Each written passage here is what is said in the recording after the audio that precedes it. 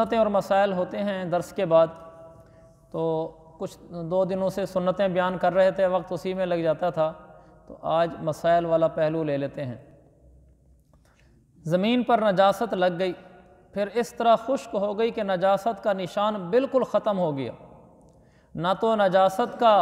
کوئی دھبا رہا اور نہ ہی اس کی بو رہی، تو اس طرح خشک ہو جانے سے زمین پاک ہو جاتی ہے، لیکن ایسی زمین پر تیمم کرنا درست نہیں، البتہ نماز پڑھنا درست ہے۔ جو اینٹیں یا پتھر چونا یا گارے سے زمین میں خوب جما دیے گئے ہوں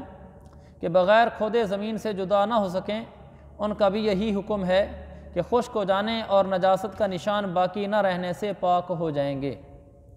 یہ بڑا آسانی والا مسئلہ ہے، بڑی سہولت والا مسئلہ ہے۔ فرش ہوتے ہیں، زمین ہوتی ہے،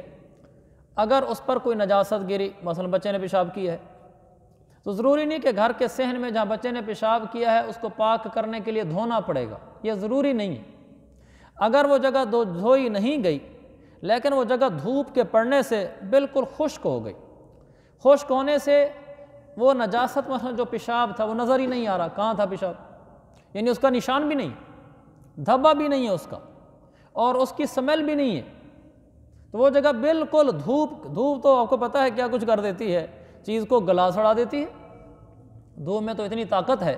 تو اگر وہ دھوپ کی شدت سے وہ زمین ایسی خشک ہو گئی، نجاست کا نشان نہ رہا، دھبا نہ رہا، اور اس نجاست کی سمیل بو بھی نہ رہی، وہ زمین بالکل پاک ہو گئی ہے، آپ اس زمین پر کپڑا بچھائے بغیر بھی نماز پڑھ سکتے ہیں،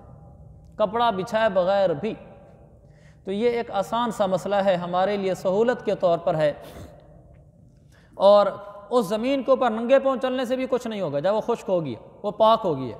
اور اگر کسی کو جلدی ہے تو پھر پانی سے دھو دے تو فوراً پاک ہو جائے گا، ورنہ زمین کی دھوپ جب اس کو اس طرح کر دے کہ نام و نشان بھی اس کا نہ رہے تو وہ جگہ پاک ہو جاتی ہے۔ یہی حکم ان چیزوں کا ہوگا جب زمین کے اوپر اینٹیں، پتھر یا چونا، گارا وغیرہ اوپر جو ہم اینٹیں لگا دیتے ہیں، ایک تو ابھی جو حکم ہوا ہے تو کچی زمین کا تھا،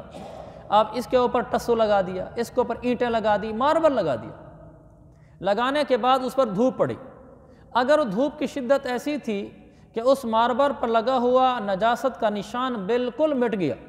سمیل تک جاتی رہی، دھبا اور نشان تک اس کا جاتا رہا، وہ پاک ہو گیا فرش، اس کو دھونے کی ضرورت بھی نہیں ہے۔ ویسے اطمینان قلب کے لیے دھو لیں تو بسم اللہ، لیکن دھونے کی ضرورت نہیں ہے، وہ پاک ہو چکا ہے۔ البتہ جو چیز اس طرح زمین کے ساتھ جکڑی ہوئی نہ ہو، جیسے جب ہم ماربل زمین پہ لگاتے ہیں تو زمین کا حصہ بن جاتے ہیں، وہ اٹھا نہیں سکتے ہم ان کو زمین سے، گویا کہ وہ زمین بن گئی ہے، اس کا حکم تو یہی ہے جو بیان کیا۔ مگر جو چیزیں ایسی ہوں کہ وہ زمین کے ساتھ چپکی نہ پڑی ہوں، جیسے اینٹیں کو ویسے وہ دھڑا بولتے ہیں، کیا بولتے ہیں، جو ایک چٹھا اینٹوں کا وہ چٹھا لگایا ہو نا، اینٹ کے اوپر اینٹ، اینٹ کے اوپر اینٹ لگائی ہوئی ہے، اگر اس کے اوپر کوئی نجاست گر گئی ہے تو وہ چونکہ زمین پر اٹھائی جا سکتی ہے، زمین پر ویسے اینٹیں بچھائی ہوئی، چاہے چٹھا نہیں لگایا ہوا، ویسے اینٹیں بچھائی ہوئی ہیں، ٹائلیں بچھائی ہوئی ہیں، ماربل بچھایا ہوا ہے، آپ اس کو اٹھا سکتے ہیں آرام سے۔ پھر اس کے اوپر اگر یہ نجاست گر گئی، اس کو دھونا ضروری ہوگا، اس کو یہ نہیں کہیں گے کہ نجاست اگر نام و نشان جاتا رہا وہ پاک ہو جائے گا، نہیں، وہ دھونے سے ہی پھر پاک ہوگا۔ ایک اور بھی آسانی لکھی ہے، زمین پر جمی ہوئی گھاس بھی خشک ہو جائے اور نجاست کا نشان جاتے رہنے سے وہ بھی پاک ہو جاتی ہے۔ جو گھاس کٹی ہوئی ہو تو وہ دھوئے بغیر پاک نہیں ہوگی۔ زمین پر جمی ہوئی گھاس بھی خشک ہو جائے اور نجاست کا نشان جاتا رہے تو وہی پاک ہو جاتی ہے۔ جیسے گھاس لگی کھڑی ہوتی ہے کھیتوں میں، گندم کی فصل لگی کھڑی ہوتی ہے، دیہات والوں کے مسئلہ بہت پیش آتا ہے کہ جانور گزرا، اس نے پیشاب کر دیا فصل کے اوپر، گھاس کھڑا تھا، گندم کی فصل کھڑی تھی، اس نے اس پر پیشاب کر دیا تو واضح بات ہے وہ ناپاک ہو گیا، لیکن دھوپ پڑی اور وہ خشک ہو گئی، خشک ہو کر بالکل ایسے ہوگی جیسے پیشاب ہے ہی نہیں، تو وہ پاک ہو گئی ہے، بس وہ آپ کے لیے پاک ہے۔ پھر کبھی اس پر شبنم پڑ جائے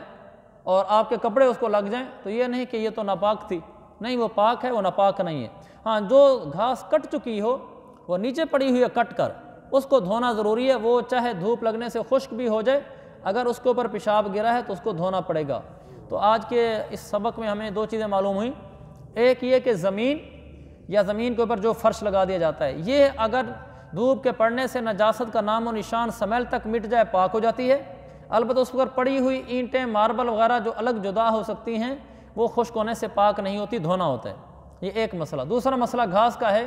جو گھاس ناپاک ہو جائے اور دھوپ لگنے سے اس پر نجاست کا نشان جاتا رہے وہ گھاس بھی پاک ہو جاتی ہے، الا یہ کہ جو گھاس کٹ کر نیچے گری پڑی ہو اس کو دھونا ہوگا اگر وہ ناپاک ہو گئی۔